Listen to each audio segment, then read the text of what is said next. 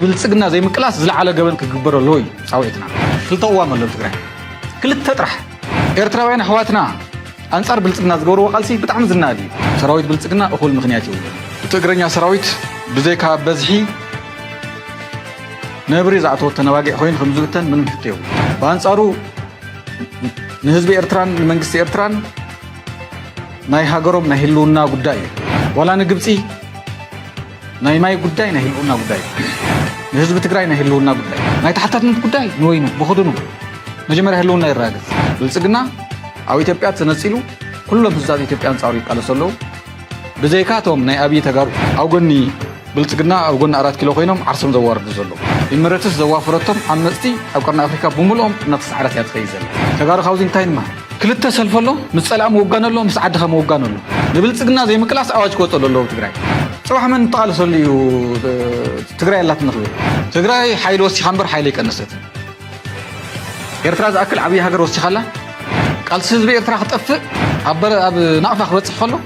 ኣብ ሳሕል ክበጽሕ ከሎ ዓሰርታታት ሽሓት ሰራዊት ትግራይ ከይዶም ነፍሲ ዘርኦም እዮም ኩሉ ዓይነት መስዋዕት ክንከፍል ኢና ኣብ ብልጽግና ዝተዛብዐ ራእያ ሒዝና ዓድና ንሪብና ንገዲፍና ናብ ካልእ ክንከደ ንኽእሉ ንሓደ ሰሜን ንሕድሕዶም ድሙነን ጨዋን ጌርና የምና ዓይንን ሓመድን ኮይኖም እዮም እዩ ካብ ኤርትራውያን ልቢ ምና ንምሃር ብፍላይ ፖለቲካ ውድብ ኢሉ ተጣይሹስ ሕዚ ትግራይ ምስ ጨነቓ ግን ሕወሓት እናመርሑ ኣነ ይቃለስን እዩ ቶም ስረኦም ፈቲሖም ስረጅ ግና ክፍትሑ ላሕ ዝብሉ ዘለው ይኣኽለኩም ክንብሎም ንደሊ እዚ ናይ 40 ነጋሪት ዝመስል ናይ ጸላእቲ ፕሮፓጋንዳ እዝኒ ኸይትዎ እዝኒ ይረዓት ትደፈኑ ሃገራት ምስኡ ነይረን ቱርክ ምስኡ ነይራ ኢራን ምስኡ ነይራ እስራኤል ምስኡ ነይራ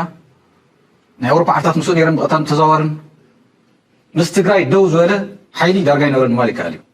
ሽዑ ዝነበረ ውግእ ትግራይ ቨርሰስ ዓለም እዩ ነይሩ ምባል ይከኣል ንዚ ሓይሊ እዚ ይፈንቂሉ ናይ ትመል ናይ TDF ሓይሊ ማለት እዩ ስለዚ ሕዚ እዚ ኮምፕሊትሊ ተቐይሩ እዩ ብልጽግና ኣብ ኢትዮጵያ ተነጺሉ ኩሎም ህዝባት ኢትዮጵያ አንጻሩ ይቃለሰለው ብዘይካቶም ናይ ኣብይ ተጋሩ ቶም ናይ ኣብይ ተጋሩ ቶም መጀመርያ ዝነበረን ጸረ ኣብይ ምስቃለሱ ዘሎ ቶም ህዚ ሓደሽ ናይ ኣብይ ተጋሩ እዮም ኣብ ጎኒ ብልጽግና ኣብ ጎኒ 4 ኪሎ ኮይኖም ዓርሶም ዘዋርዱ ዘለው ብዘይካ ንሶም ብዘይካቶም ናይ ሕዚ ሓደሽቲ ባንዳታት ኣብ ኢትዮጵያ ደጋፊ ዘሎ ስርዓት ይኮነን ይመኽርዎም ኣለው ከምዚ ዝበለ ጉድ ስለዘየለ ይመኽርዎም ኣለው ቶም ካልኦት ብሄራት ናይ ኣምሓራ ልሂቃን ይመኽርዎም ኣለው ቶም ተጋሩ ጃዋር መሓመድ ሰሚዕኩም ኢኹም ኣስተውዕሉ ይብሎም ኣሎ ብዙሓት ናይ ኦሮሞ ልሂቃን ይመኽርዎም ኣለው ክሰምዑ ይከኣሉ ከምዚኦም ዝበለ ባንዳ ትግራይ ይፈልጥ ብዘይካ እዚኦም ኩሉ ህዝቢ ኢትዮጵያ አንጻር እዩ ቀርኒ ኣፍሪካ ብምልእታ ብዘይካ ናይ ኢምረትስ መንግስቲ ኣብ ኩሉ መዳይ ዝውቅዓን ዝኸስርን ዘሎ ናይ ኢምረትስ መንግስቲ ብርሕቐት እውን ብዘይካ ናይ እስራኤል ድጋፍ ዝኾነ ድጋፍ ዘይብሉ መንግስቲ ተነፀለ መንግስቲ ካብ ናይ ዲፕሎማሲ ዓለም ማለት እዩ ዘን ኣብ ዓለም ቀለስቲ ዝበሃል ዓርታት ከዓ ምስኡ ዝነበረን ርክብ ኮምፕሊትሊ ቀይረን እዩ ከምቲ ትማሊ ናብ 4 ኪሎ ክትመፁ ኣይንፈቕደልኩምን ገለመለ ዘልዎ ዝነበሩ የለን ነበርያ ነበረ ኮይኑ እዩ ሕዚ ዘሎ ዓለማዊ ኩነታት ኣሜሪካ ትውሕቲ ዓለም የለን ኣውሮፓ ዝውሕቲ ዓለም የለን ኣብ ናይ ባዕሎም ናይ ውሽጣዊ ውራይ ተረግሪጎም እዮም ዘለዉ ዝጀመርዎ ውግእ ናይ ዩክሬን ክውድእዎ ይከኣሉ ሕዚ እውን ኣብ ኢራን ሓድሽ ውግእ ከበጋግሱ ይምክሩ ኣለው ንሱ እውን ናብ ካሊእ ጭንቀት የእትይዎም ዘሎ ምክንያቱ ዘሊልካ ናብ ውግእ እዩ ብፅባሒቱ መን ስፖር ፓወር ከም ዝኾነ ይፍለጥ ኣብ ካሊእ ካልኩሌሽን እዮም ዘለዉ ኣብ ከባቢና ዘሎ ጉዳይ ዳርጋ ንኢምረትስ ንስዑድያን ንቱርኪ ንእስራኤል እየን ዝውስና ዘለዋ ምባል ይከኣል እዩ ተን ሚድል ፓወር ዝበሃላ ዘን ሚድል ፓወር ዝበሃላ ኣብ ቀርኒ ኣፍሪካ ዘሎ ጉዳይ ዝውስና ዘለዋ ከዓ መብዛሕትአን ኣብ ጎንና እምበር ኣብ ጎኒ ኣብይ ኣይኮነን ብቐጥታን ተዘዋወረን ግብፂ አንጻር ብልጽግና ኮይና ኣላ ሳውዲ አንጻር ብልጽግና ኮይና ኣላ ናይ ቱርክ መንግስቲ ተጠንቂዕዎ ከይዱ ኣሎ ሕዚ ናይ እስራኤል ፕሬዚደንት ኣየኾነ ክብል ክመፅእ ምዃኑ ኣይትፍራሕ ብሕቐት ክንሕግዘካ ኢና ክብሎ ክመፅእ ምዃኑ ፈሊጥና ኣለና ሱዳን አንጻር ብልጽግና እዩ ምክንያቱ ናይ ሱዳን ጉዳይ ኢዱ ዘእተወ መንግስቲ እዩ ሶማልያ ብተመሳሳሊ ጅቡቲ እውን ከምኡ ዝኾነ መሓዛ ዘይብሉ ዝተነፀለ ኣይዞሌትድ ስቴት ዝኾነ መንግስቲ እዩ ስለዚ ኣትይዎ ዘሎ ናይ ዲፕሎማሲ ውድቀት ዝለዓለ እዩ ስለዚ ከም ባይቶና ንሕና ንብሎ እንታይ እዩ ዘብቅዕ ዘሎ ስርዓት እዩ ኣብ ብልጽግና ዝተዛብዐ ራእያ ሒዝና ዓድና ንሪብና ንገዲፍና ናብ ካሊእ ክንከደ ንኽእሉ እቲ ሓደ ነስምረሉ ንደሎ ማለት እዩ ካሊእ ጉዳይ ባንዳታት ዝምልከት ተጠቂሱ እዩ እንታይ ኢና ንመንግስቲ ሰራዊት ክነቕርብ ንደሊ ጉዳይ ተሓታትነት እዩ ነቱ ዝገብርዎ ዘለዉ አንጻር ብሄረ ትግራይ ዘቕንዐ ናይ ባንዳታት ስራሕ ናይ ተሓታትነት ጉዳይ የለን እዚ ኣምሪርና ኢና ንቃወሙ ኣብ ትግራይ ልዕልና ሕግን ተሓታትነትን ክረጋገፅ ኣሎ ክልተ ዓይነት ባንዳታት ኣለዉ ብናትና ራእያ عينت باندات تلو نايدك باندالو نايوشت باندالو تغاريهم زياتهم كلتين مالتي طب نايوشت باندالو طب حمشاي مسرعي طب تحرقيني أنا لو نايبل تقنا حيل زي كونس تزودق زلو صحيت عروة زلا نايبل تقنا حيل زي كونس تحمشاي مسرع نولو أوشتنا خوينو أما كتاهم زلو نامسلة أو قلنا هستورايكم زلو نامسلة أوشتنا تغاين نانكزا نسال أسرح مالتي حمشاي مسرع مالتي تقال لسوق هبناي سبين جنرال استوصليو نمادريد بربعة عام فت تخيوان هالوت أوشتي حمشاي مسرع الله مسال أسرح فيلز كل من زبال مالتي فما تصاو بقول كتبور بدخل يوم أوشتنا لنا يدق صلاة الصرحو قالوا قال يوم أنا طريق خلوا من الشاطري وما لهم نبي فرد خارو خلوس بس مترنا يشرحوا سلازنا وري إخبار كله ثم بعد ذلك نايدق فتحوهم يقول نيرهم حيث خيلهم قد نعرف من نصر نيرنا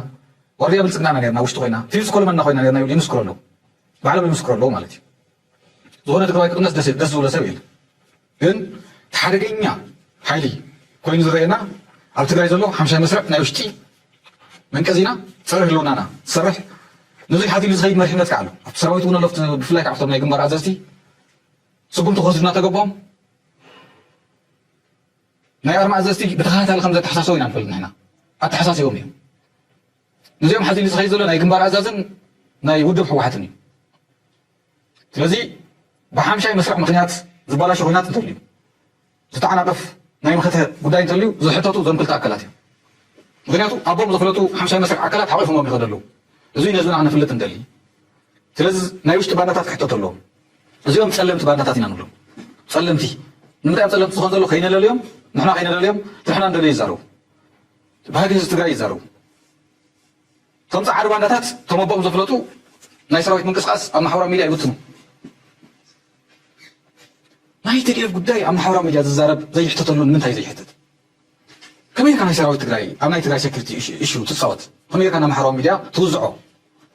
أما خل تقراي بينهم ما يسراويت تقراي من قصقاس الزارب صوت من هاي زي يحتطوا بالميلينا تقرأ عصام الصاصل وما الصاصل زياتهم نزيهم زي حتى تقول وي حمشاي مسرع بعلون حمشاي مسرعيو وي كالي عالم الله كم كان زي تولر يتقبر على عالم تراي زي فلت سدنتي زلو ينحمل ندلوزي هذا سويتنا نروح ندلي ملأت تقرايهم كالس زلو እቶም ኣቦም ዝፍለጡ ናይ ኣብይ ተጋሩ ዋርድያ ናይ ኣብይ ዝኾኑ ናይ ኣፍ ደገ ነንፀፍ እንኮንና ዝብሉ ዘለዉ ንሳቶም ናይ ዓላማ ጉዳይ ኮይኑዎም እዩ ኣብ ውሽጢ ትግራይ ኮይኑ ልሂቅ እናበለ ካብ ዩቲብ ናብ ዩቲብ እናዘለለ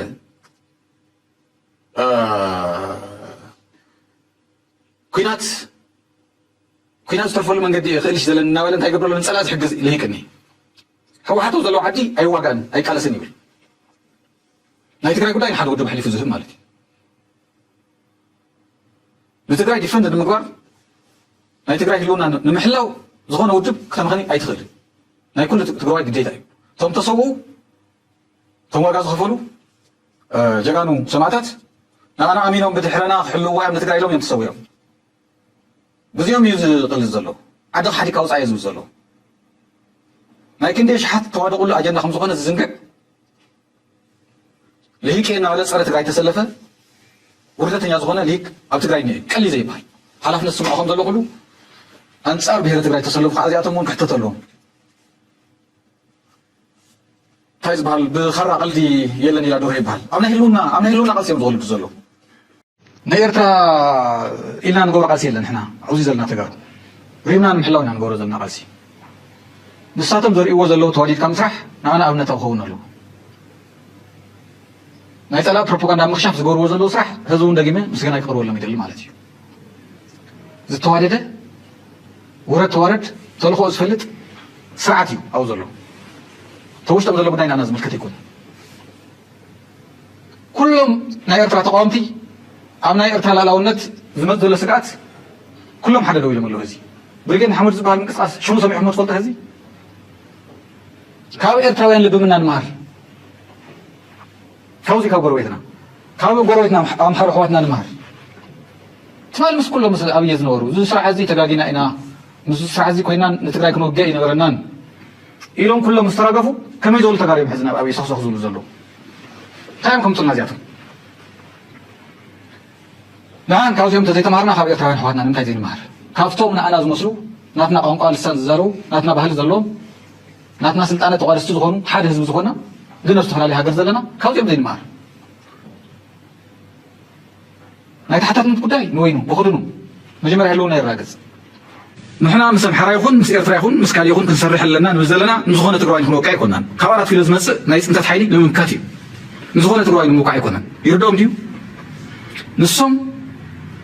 ኣብ ትግራይ ዘሎ ሓዎም ንኽወቕዑን ትግራይ ንምጥፋእ እዮም ምስ ኣብይ ተጻሚዶም ዘለዉ ሞራል ሕሊና እንተልይዎም ስለዚ እዚ ናብ ንፅፅር ዝቐርብ ኣይኮነን ናይ ትግራይ ስጋት ዝምንጩ ካብ 4 ኪሎን ካብ 4 ኪሎን ሕዚ ኢና ንብል ዘለና ካብ ኣምሓራ ክልል ኣይኮነን ካብ ኣስመራ ኣይኮነን ካብ ካልእ ኣይኮነን ስለዚ ተመሳሳሊ ስጋት ዘለዎም ህዝብታት ክሓብሩ ግድን እዩ ስለዚ ሂወትካ ድሕን እናበሉ ምስ ናጽና እቲ ናይ 4 ኪሎ ሰብኣይ ታወግን ተወልዒዋ ከዓ ኣዲስ ኣበባ ኣብ ቀረባ ግዜ ናይ ምድርና ሲኦል ምዃና ዘይተርፍ እዩ እዚ ሓደ ኩሉ መንእሰይ ክፈልጥ ኣለዎ ዘይተርፍ እዩ ሒዞሞ ዘለዎ ፕላን እንደገና ክነስምረሉ እንደሊ ንኣዲስ ኣበባ ዝኸዱ ዘለዎ መናእሰይ ብልፅግና ኣብ ኢትዮጵያ ሙሉእ ዝጋደሉ ስለዘየለ ይገፍፍ ኣሎ እንታይ ቀጢና ምርሒ ውሪድሎም ኣሎ እንተምናቱ ትግራዋይ እንተኮይነ ከይትገፍዎ ኣብ ትግራይ ዘሎ መንእሰይ ፀረር ኢሉ ክሳብ ኣዲስ ኣበባ ዝውድእ ኣብ ደገ ምስ ዓፀና ገዛ ዓፂና ክንገፎ ኢና ኣንጻር ትግራይ ክንሰልፎ ኢና ነቶም ተጋሩ ኢና ክነዋድኦም ናብ ኣዲስ ኣበባ ትኸይድ ዘለኻ ትግራዋይ መንእሰይ ፅባሕ ተገዲድካ ተሓኒካ ብድሕሪት ክላሽን ተቐባቢሉልካ ኪድ ነዲኻ ጥፍእ ክትበሃል ኢኻ ትግራይ ክትቆራረስ ፀሊም ታሪክ ስራሕ ክትበሃል ኢኻ ስለዚ ንሕና ንገብሮ ንሕልፎ ሕወሓት ሓደ ዓቕሚ ናይ ትግራይ ብኣንጻር መኸተ ሕወሓት ሓደ ዓቕሚ ናይ ትግራይ እዩ ክምክት እየ ንትግራይ ክወርር ዝመፀ ክምክት ይብል ኣሎ ኣብዚኣ ምስኡ ክንሰርሕ ኢና ኣይኮነን ምስ ሕወሓት ምስቶም ትማል ሰፍ ዘይብል ገበን ዝሰርሑ ናይ ኤርትራ ናይ ኣምሓራን ሓይልታት እውን ክንሰርሕ ኢና ምስ ኩሉ ትግራዋይ ኢንፋክት ምስ ኩሉ ትግራዋይ ኣብ ናይ ህልውና ተጋሩ ሓቢርና ክንሰርሕ ኢና ኢልና ኢና እዚ ነቲ ብሄር ዘለና ተገዳስነት እዩ ጥዑይ ኣእምሮ ዘሎ ምስ ሕሊና ዘሎ እዚ ይርዶ እዩ ይሕብኖ እዩ ዝቕዋም እዚ ምስ ኩሎም ተጋሩ ሓቢርና ክንሰርሕ ኢና ንብል ዘለና ንምንታይ እዩ ተህዝንዮ ማርሽ ይቕየር ስለ እንደሊ ትግራዋይ ሞራሉ ክትንከፍ ስለ ዘይንደሊ ትግራዋይነትና ንሱ ስለ ዘይምህርና ኣብ ውሽጢ ብዘሎ ቅሬታ ናብ ፀላእ ትሰለፍ ዝብል ታሪክ ስለ ዘየለ ከምቶም ሓደ ቀምሽ ዕንቅፈን ዝብሉ ዘለዉ ንእሽተይ ምክንያት እናኣለሽ እዩ ንባንዳነት ምቅድዳም ከም ኢንፑት ክንጥቀመሉ ኣለና ገለገለ እንታይ እዮም ክብሉ እዚ ምሰምዑ ዘረባ እዚ ምሰምዑ ትማሊ ሰራዊት ኤርትራ ዝገበሮ ፋኖ ዝገበሮ ረሲዖም ከምዚ ዘለዎ ባይተና እዮም ክብሉ ሓደ እዚኣቶም ናይ ፖለቲካ ደናቑር እዮም ካልኣይ ንሕና ነውግዕ ልዕለና እውን ስለ ናይ ኤርትራ ሰራዊት ኣይተቃወሙ ኣይተቐልሱን ብኣካል እውን ልዕለና ፋኖ ዝገበሮ ኣብ ዘመን ሰፍ ዘይብል ወይ ከዓ ሰራዊት ኤርትራ ዝገበሮ ሰፍ ዘይብል ገበን ልዕለና ኣይተቐልስዎን እዚ ዝርስዕ የለን ዓለም የርስዕ ተጋሩ ንርስዕ ንሕና ነውግዕ ዘለና ጉዳይ ህልውና ኢና ነውግዕ ዘለና ንሶም ረሲዖሙ ናብ ብልፅግና ስለ ዝኸዱ ካልእ እውን ዝርስዕ ዘሎ ይመስሎም ወርድያ ብልፅግና ስለ ዝኾኑ ከምኡ ይመስሎም ኣሎ ኤርትራ ንባዕላ ክትብል እያ ክትቃለስ እዚ ናይ ህልውና ጉዳይ ናይ ሃገርነት ናይ ህልውና ጉዳይ ፈተና ኣለዋ ንባዕላ ክትብል እያ ትቃለስ ፋኖ ዘለዓለም ናይ ሽንጥሮ ተዋጋኢ ጉሬላ ፋይተር ኮይኑ ዘይተርፍ ንባዕሉ ክብል እየ ትቃለስ ንባዕሉ ክብል ህዚ ካራኡ ክስሕል እንታይ ትግበር ዘላ ኣዲስ ኣበባ ይርዶም ከሎ ዝኾነ ቅሪት ናይ ሰሜን ኣብ ኣዲስ ኣበባ ከይህሉ ኣዲስ ኣበባ ብምልእታ ኦሮሞ ክትጨንያ ትግበር ዘላ እዚ ተረዲዎ እዮም ሓራይ ህዝቢ ሰሜን ብቐዳማይ እንታይ ሓሲቡ ነይሮም ናይ ፀለምቲ ውግእ ብተንኮል ትውረር ኣለኻ ኢሉ ንጉስጓስ ኣብ ልዕሊ ንህዝቢ ኣምሓራ ከምቲ ዘለመዶ ሞኪሩ ንኻሊእ ወሎ ኢሎሞ ንሕና ንጌታቸው ረዳ ኣይኮናን ንሕና ናይ ኣብይ ተጋሩ ኣይኮናን ተረዲና ናይ ፀወታ ትማሊ ዝገበሩ ናይ ስፈት ይኣኽለና እዮም ኢሎም እዚ ዓብዪ ልብምና እዩ ቁጥሪ ሓደ ፀላኢና ኣብይ ኣሕመድን እዩ ኢሎም ናይ ኣምሓሮ ልሂቃን እዩ ዝብል ዘለኹ እግረ መንገዲ እውን ክሕልፎ ዝደሊ ናይ ኣምሓሮ ልሂቃን ዝገብርዎ ዘለዉ ቃልሲ ክምስገን ዝግባእ እዩ ኤርትራውያን ኣሕዋትና ዝገብርዎ ዘለዉ ቃልሲ ኣንጻር ብልፅግና ዝገብርዎ ቃልሲ ብጣዕሚ ዝናድ እዩ ኣባና እዩ ዘሎ ትፀገም ናይ ኤርትራ ዩቱበራት ዝገብርዎ ዘለዉ ቃልሲ ናይ ሚድያ ዘርእይዎ ዘለዉ ምንባብ ዘርእይዎ ዘለዉ ስምረት ንኣና ኣብነታዊ ክኾን ዝኽእል እዩ ስለዚ እቱ ናይ ሰሜናውያን ሕብረት ንብሎ ዘለና ኩሎም ኢንፋክት ንሰሜን ጥራሕ ኣይኮን ሰሜን ዝብል ዘለኹ ሰራዊት ህዝቢ ናብ ሰሜን ይመፅእ ስለ ዘሎ እዩ ኣብ ኦሮምያ እውን ይቅጥቅጥ እዩ ዘሎ ስራሕቲ ኣብዚ ሚሽኮት ክንግበር ኣይኮና ንደሊ ዘለና ኣብ ልዕሊ ኤርትራ ዝግበር መጥቃዕቲ ናይ ትግራይ መጥቃዕቲ ናይ ትግራይ መጥቃዕቲ እውን ናይ ኤርትራ መጥቃዕቲ ናይ ኣምሓራ እውን ተመሳሳሊ ከምዚ ዓይነት ስምረት ተዋዲዱ እዩ ናይ ብልፅግና ፍንጫ ክስበር ዘለዎ ብናትና ርድኢት ድሕረ ሲስፋያ ዝበሃል ኣይሰርሕን እንቶም ናይ ደገ ላእኽቱ ተኣማሚኑ ሲስፋየር ኢሉ ዝውላዕ ዘሎ ሓዊ ፖለቲካል ሶሳይቲ ንባዕሉ ለቢባ ክተጥፎ ኣለዋ ክሰናወት ኣለዎ ስራሕ እዚ ትብዓትን ጅግንነትን ምትእስሳርን ፅምዶም ምጥንኻር እዩ ዘድሊ ስለዚህ ከም ትኽእሉ ግዜ ንብሎ ብሓድነት ብሔረ ትግራይ ንምድሓን ንቃለስ እዩ እዚ ብውሽጢ ናይ ፖለቲካ ፈላላይ ምክንያት ብናይ ውሽጢ ናይ ፖለቲካ ፍልልይ ምክንያት ናይ ኢዲዮሎጂ ፍልልይ ክኾን ይኽእል ናይ ራእያ ፍልልይ ክኾን ይኽእል ናይ ፍትሓውነት ምግላል ወዘተረፈ ክኾን ይኽእል ብዙይ ምክንያት ብናይ ውሽጢ ዋላ ብረታት ሒዝካ እናተዋጋእካ ፀኒሕካ ኣይኮነ እንደው ናይ ሓሳብ ፍልልይ ኣብ ውሽጢ ሓደ ዓዲ ሕድሕድ ውግእ እናገበርካ ናይ ፀላእ ወራር ክመፅእ ከሎ ብሓደ ይስለፍ ኣብነት ክንጠቕሰልኩም ኢና ንሓነ እውን ንተጋሩ ኣብነት ኮለና ስለ ዝግባእ ማለት እዩ ከም ባይቶና እውን ምስ ሰራዊት ትግራይ ይኹን ምስ ሕወሓት ይኹን ምስ ዝኾነ ትግራዋይ ይኹን ሓቢርና ክንሰርሕ ኢና ኣብ ህልውና ክንብል ዝገበረና ናይ ዓለም ታሪክ እዩ ሕዚ ግን ኣብ ዓለም ዘየለ ታሪክ ይስራሕ ዘሎ ዝሰርሑ ዘሎ እዞም ናይ ኣብይ ባንዳታት ናይ ኣብይ ተጋሩ ንብሎም ዘለና ንኣብነት ጃፓን ካብ 1937 ክሳብ 1945 ናብ ዝነበረ ኣይሚን ቻይና ካብ 1937 ክሳብ 45 ናብ ዝነበረ ናይ ጃፓን ወራር ብማኦ ዝምራሕ ኮሚኒስት ፓርትን ምስቲ ሓደ ናይ ዓዲ ዝመርሕ ዝነበረ ብሄርተኛ ሓይሊ ናብ ታይዋን ከይድ ዘሎ መወዳእቲ ሓይልን ሕድሕድ ውግኦም ነይሮም ከም ትፈልጥዎ ናይ ጃፓን ወራሪ ናይ ደግ ወራሪ ክመፅእ ከሎ ኣብ ውሽጦም ዝነበረው ግን ኣሁን ኢሎም ደው ቢሎም እዚ ናይ ቻይና ጉዳይ ናይ ላዕለውነት ጉዳይ ኢሎም ብሓደ ተሰሊፎም ተጋሩ ካብዚ እንታይ ንመሃር ሓደ ኣብ እስራኤል ዝተመረፀ መንግስቲ ኣሎም ሕዚ ድሓን ርሑቕ ገርሲና እስራኤል ጉዳይ ናይ ናሽናል ሴኩሪቲ ኮይንዋ ምስ ኢራን ክትዋጋእ ከላ ንረብሓ ክትብል ዝተመረፀ መንግስቲ ኣሎ ዝተመረፀ መንግስቲ ቅድሚ ሕዙን ገሊፅና ኢና ካብ ስልጣን ወሪዱ ንግዚኡ ናይ ወርታይም ሊደርሽፕ ተጣይሹ ንኩሎም ተናሓንሕቲ ውድባቶም ዓቂፉ ናይ ሓባር መንግስቲ ተጣይሹ ካብ ኢራን ዝመፅእ ጥቃዓት ተኸላኺሉ ብሓባር ንድሕር ንምሃር ኮይና ኣብ ዓለም ዘሎ ብሉፃት ተመክሮ ንምሃር ንድሕር ኮይና እዚ እውን ሓደ ዓብዪ ትምህርቲ ኣብ ቅድሚ ዓይንና ዘሎ ሕዚ እውን ዝወፅእ ዘሎ ሳልሳይ ብሪጣንያ ብ1940 ኣብ ካልኣይ ውግእ ዓለም ማለት እዩ እቶም ተፃዋዕቲ ናይ ፖለቲካ ሓይልታት ናብ ሓደ ዝመስሉ እዩ ኣብ ውሽጢ ብሪጣንያ ዝብ ዘሎ ብሪትሽ ሽዑ ናዚ ጀርመን ክወርር ከም ትፈልጥዎ ንእንግሊዝ ክወርር መፅዩ በቲ ሓደ ገፅ እቶም ኮንዘርቫቲቭ ዝበሃሉ ነይሮም ብካሊእ ገፅ ከዓ ሌበር ነይሮም እዚኣቶም ብዊንስተን ቸርችል እናተመርሑ ማለት እዩ ናይ ናሽናል ዩኒቲ ጋቨርንመንት ተጣይሹ ኣብ ውሽጢ ፖለቲካል ዲቪዥን ዝነበረ ፍልልዮም ደው ኣቢሎም ብሄሮም ንምድሓን ብሪትሽ ካብ ናይ ደገ ወራር ንምክልኻል ብሓባር ደው ኢሎም ተጋሩ ካብዚ እንታይ ንምሃር እንቶም ባንዳታት እዩ ትመለኽቲ ካሊእ ራብዓይ ኣሜሪካ ኣብ 1941 እዚ እውን ኣብ ናይ ኣብ ካልኣይ ውግእ ዓለም ማለት እዩ ኣሜሪካ ሽዑ ከም ትፈልጥዎ ኣብ ልዕሊ ጃፓን ውግእ ኣውጃ ነይራ ኣቶሚክ ቦምብ ክድርብ ከላ ማለት እዩ ሽዑ ክልተ ጉጅለ ነይሮም ኣሜሪካ ብሓፈሻ ማለት እዩ አይዞሌሽኒስት ዝበሃሉ ነይሮም እንደገና እዞም ኢንተርቬንሽኒስት ዝበሃሉ ነይሮም ማለት እዩ ክልተ ጉጅለ ነይሩ እዚኣቶም እቶም ተቃወምቲ ብፍላይ ከማና ዝበሉ ተቃወምቲ ምስቱ ገዛ ውድብ ዝነበሮም መፋላይ ደው ኣቢሎም ኣሜሪካ ከይትዋረድ ኣብ ቅድሚ ዓለም ከይትሰዓር ብሓድነት ደው ኢሎም ኣንፃር ናይ ጃፓን ኢምፔሪያሊዝም ተቃሊሶም ተጋሩ ካብዚ እንታይ ይበሃል ሓምሳይ ደረጃ ናይ መወዳእታ ፈረንሳይ ብተመሳሳሊ 1940 እዚ እውን ናይ ናዚ ወራር ክመፃ ከሎ ተመሳሳሊ ከም ናይ ብሪጣንያ ብሓባር እቶም ሰለስተ ጉጅለታት እዮም ነይሮም ሓደ ኮሚኒስት ጉጅለ ነይሩ ኣብ ፈረንሳይ ካልኣይ እዚ ኮንሰርቫቲቭ ዝበሃል ብሎክ ነይሩ ሳልሳይ ከዓ ሪፐብሊካን ነይሮም እዚኦም ሰለስቲኦም እዚኣቶም ኣጌንስት ናይ ናዚ ጀርመኒ ቃልሲ ሓድነት ፈጢሮም ስለዚ ካብዞም ናይ ዓለምና ብሉፃት ተመክሮታት ተጋሩ እንታይ ይመሃር ብኣንፃሩ ነቲ ዝወርር ሓይሊ እሞ ከዓ ፅንተት ንዝፈፀመ እዩ ዝብል ዘለዉ ናይ ፅንተት ዝፈፀም ሓኽሊ ሒዝካ ከመይ ጌርካ ናብ ዓድካ ክትወቅዕ ትመፅእ መንእሰይ ንዓ ናብ ኣዲስ ኣበባ ሕለፍከ ሜርካ ኢልካ ትፅውዕ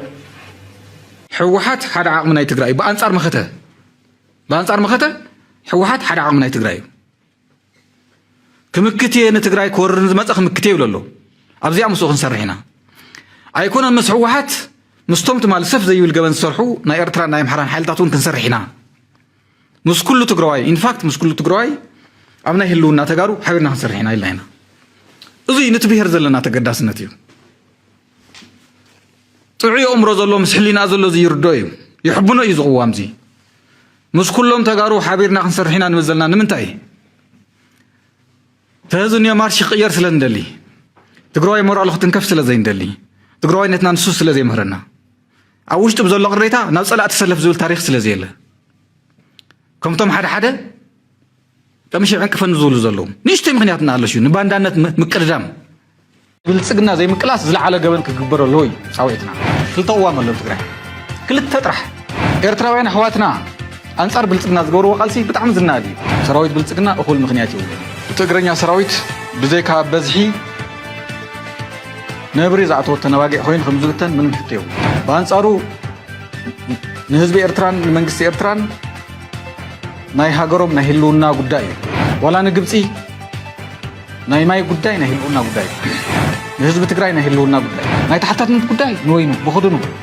نجمر هلونا الراجس بالسجنا أو إثيوبيا تنسيلو كلهم بزاد إثيوبيا أنصاري قالوا سلوا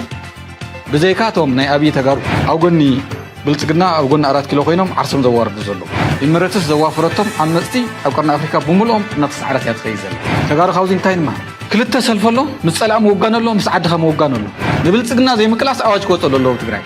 صراحة من طال صلي تجري لا تنقل تجري حيل وسي خمر حيلك النست يرتراز أكل عبي هاجر وسي خلا قال سيزبي يرتراح تقفل عبر أب نقف خبرت حلو أب سحلك وتس حلو 10 شحات سراوي تجري كيلهم نفس زوري أمليه كل عينة مسوعات خنكفلينا أبلسقنا استزاوع الرأي حسنا عدنا نريمنا نقدفنا ناكلهم كريم يقولون يتحدث سمين نحدهم دمنا نشوان غيرنا يومنا عيننا حمدن كوينهم يومين كاب إرتراوين لب منا نمهر بفلاي بوليتيكا ود بيلو تطايشس حزو تግራይ ምስ ጨናጋ ግን ህወሓትና መርሑ ኣነ ይቃለሲኒ ቶም ስረኦም ፈትሖም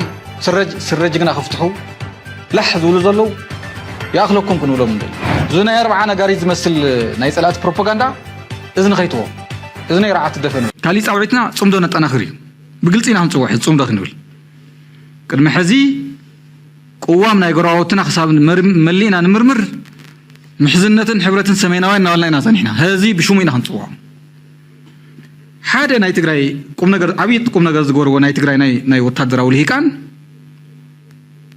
حدا مسرته وحطه ملي سميهم نارات كيلو زنا وصه تايت نارات كيلو زنا وصه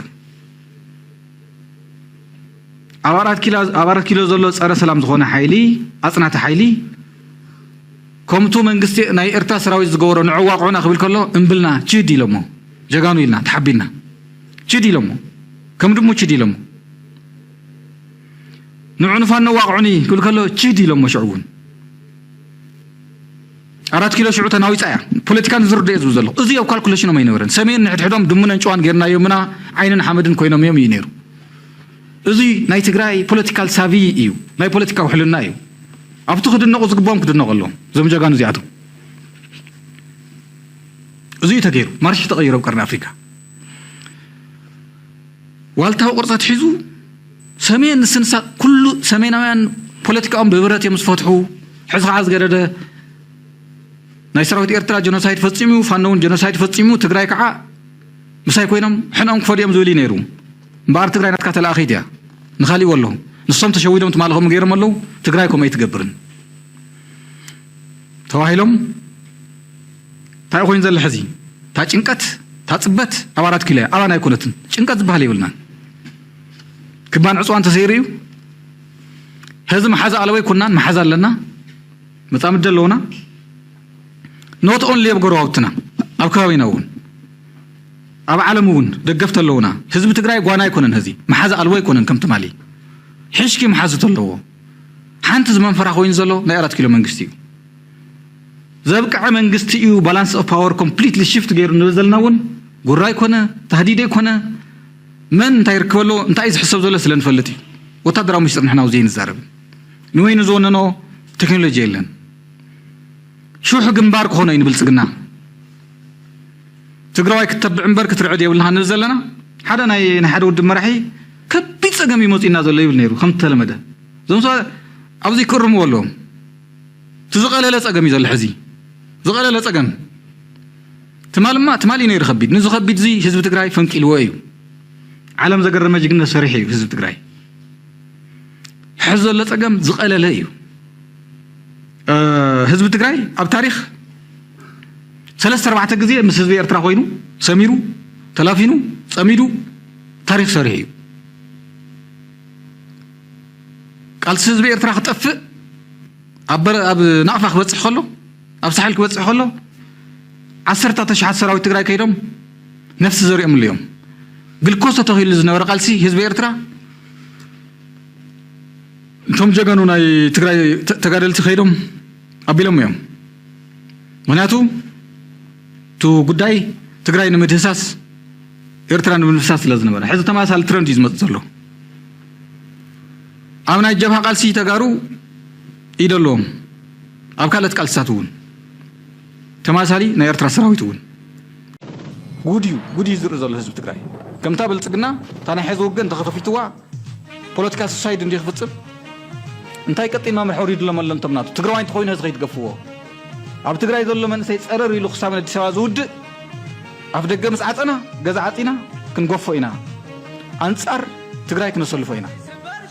ነቶም ተጋሩ ተጋሩ ኢና ክነዋደዎም ናብ ኣዲስ ኣበባ ትኸይ ዘለኻ ትግራዋይ መንሰይ ጽባሕ ተገዲድካ ተሓኒካ ብድሕሪት ክላሽን ተቀባቢልልካ كيد نديخ أطفق تبالها زمزل لطفات أنصار تقرأي ترح يكونن أنصار حزب إرترايو أنصار حزب محرايو تقرأي حيل وسي خمبر حيلك النسيتم إرتراز أكل عبيها هجر وسي خلا نبل سقنا زي مكلاس مسألة يكونن نحنا ناي بوليتيكا بوليس إيش يكونن نوقع زلنا تقرأي النت ناي مقتصالن ناي زي مقتصالن إيشنا نوقع زلنا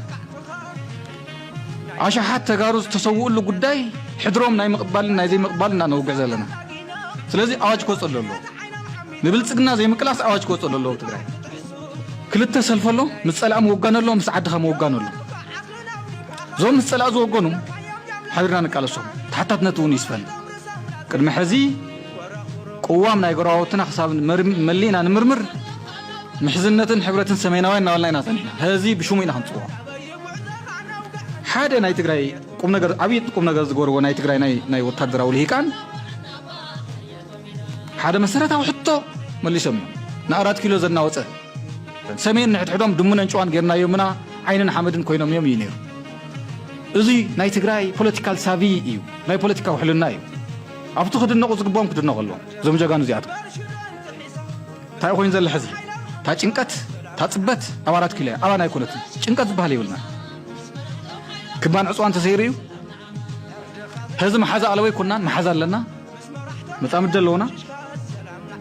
not only بقرواتنا أبكاوينا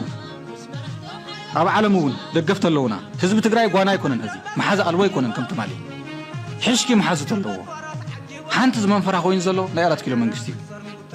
حزب تقرأي أب تاريخ 3-4 جزء من حزب إرترا وينو سميرو تلافينو أميدو تاريخ سريع قال حزب إرترا خطف أب نعفخ بتصح له أب ساحل كبتصح له 10,000 سراويت تقرأي كيدم نفس زريهم اليوم سلازي تمالي حزب تقرأي حزب إرترا نناي حوار ناي دغوراري حاويرو زمصو زمزغو عوت له ازي كنذكر لنا إرترا نبعلا خطولي أخذ قال سزي ناي هلونا قداي ناي هاجرنت ناي هلونا قداي فتنا له أنا على خطولي أخذ قال فانو زلالم ناي شنطرو تواقعي غوريلا فايتر كوين غيتر نو على خولي قالس نو على خولي هذه كراو خصحد إرتراوين حواتنا زغورو وزلو قالسي أنصار بلصقنا زغورو قالسي بتعم زنادي أوانا يزلت سجن ناي إرترا يوتيوبرات زغورو وزلو قالسي ناي ميديا زري وزلو من نواب زري وزلو سمرت أنا أمنة أخون زغيري لذي اتونا يسمينا وين حبرت نلو زلنا كلهم إنفاق نسمين ترحكو سمين زلزلكو سراويت هزنا وسمين يمثل زلي أو أرمي وني قد يزلت سرعت أو زي مشكوت كنقبر يكون عندنا زلنا أول علي إرتراز قبر متقعتي ناي تقرأي متقعتي وناي تقرأي متقعتو وناي إرترا متقعتي ناي محراوم تماسالي كم زي عين السمرت توادي ديو ناي بلصقنا فين شخص برزلو كم إنبوت كنت كمل لنا قال يوم تايم كل زي مسامو الزرع زي مسامو تمالي سراويت إرتراز جورو فانوز جورو راسيهم كم زي لو بايتنا يمكولو هذا زي عطهم ناي بوليتيكا دناوليا كلا إحنا نوجد لعلنا ونسلنا إرترا سراويت أي تقوم أي تقلصون باكلون لعلنا فانوز جورو على زمن سف زيبل ويك سراويت إرتراز جورو سف زيبل قبل لعلنا أي تقلسون زي يرسب يلا على ما يرسب تقارن يرسب نحن نوقع زلنا قد هلونا أنا نوقع زلنا الصبر سيعمو نبلتنا سلازغونو كان يوزر سلز عليه مسلم وردي بلتنا سلازغونو كومي مسلم الله ኤርትራ ነው አላህቱ ሊያትቃለስ እዚህ ናይ ህልውና ጉዳይ ናይ ሃገርነት ናይ ህልውና ጉዳይ ፈተና አለው ነው አላህቱ ሊያትቃለስ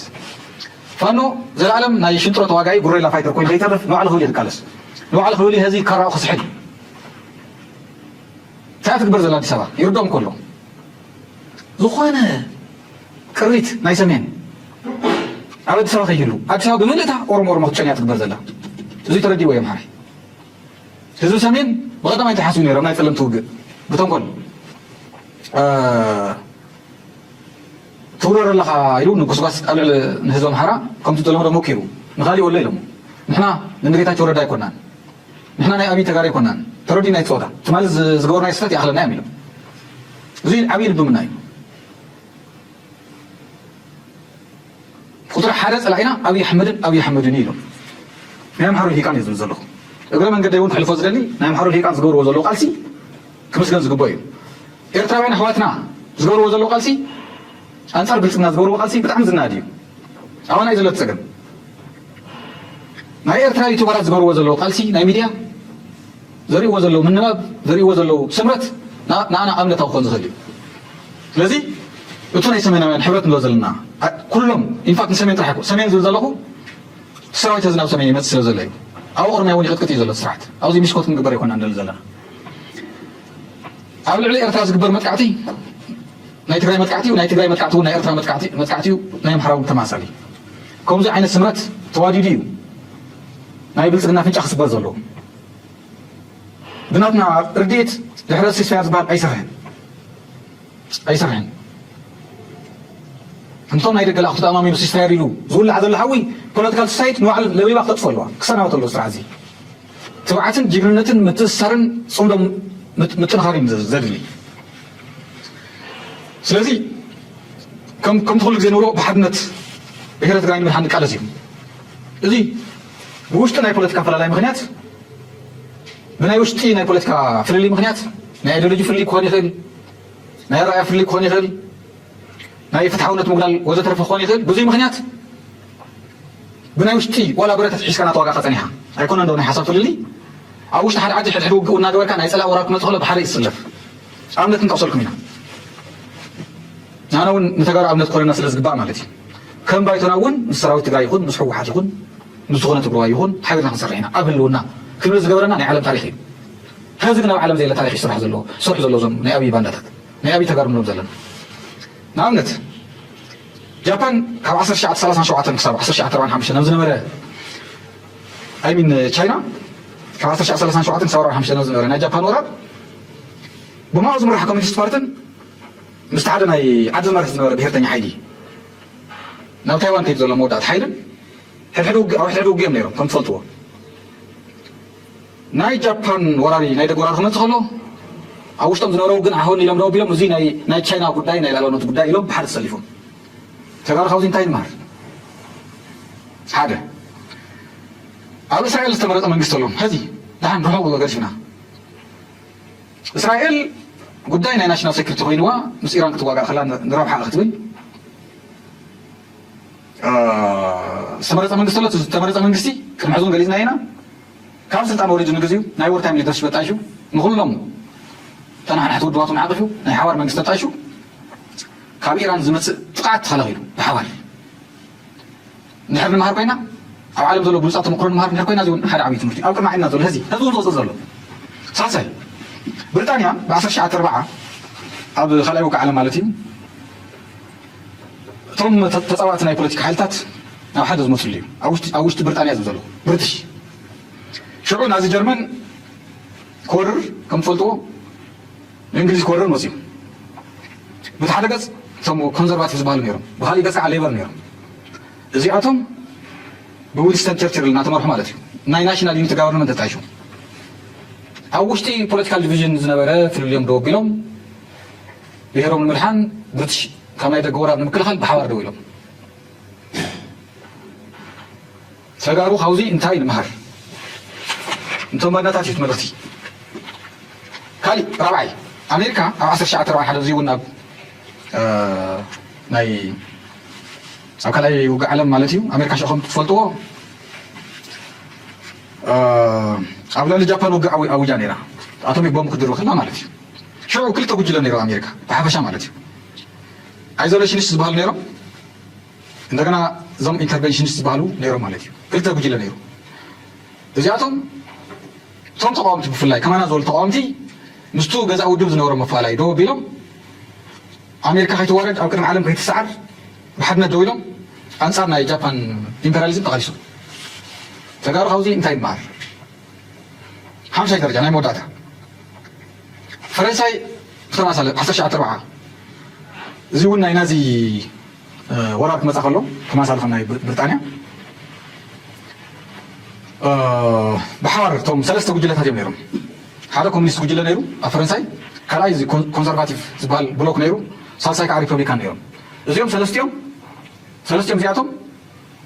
ኣጌንስት ናይ ናዚ ጀርመኒ ካልሲ ሓድነት ፈጢሮም ስለዚ ካብዞም ናይ ዓለምና ብሉፃት ተመክሮታት ተጋሩ እንታይ ይመሃር بانصارو نتزورر حيلي مو هات انت نزفصمه ጽንተት ዝፈጸመ እዩ ዘሎ ናይ ጽንተት ዝፈጸም ሓኽሊ ሒዝካ ከመይ ጌርካ ንዓድኻ ክትወቅዕ ትመጽእ መንእሰይ ንዓና ወዲ ሰብ ሕልፍ ከመይ ጌርካ ትጽውዕ